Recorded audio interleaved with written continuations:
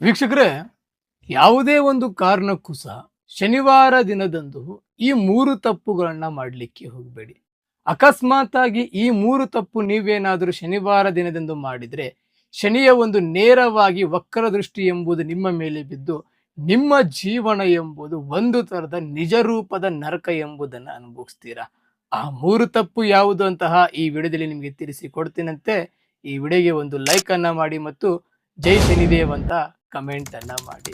ಮೊದಲನೇದಾಗಿ, ಶನಿವಾರ ದಿನದಂದು ಉಗುರುಗಳನ್ನ ಕಟ್ ಮಾಡ್ಕೊಳ್ಳಿಕ್ಕೆ ಹೋಗಬೇಡಿ.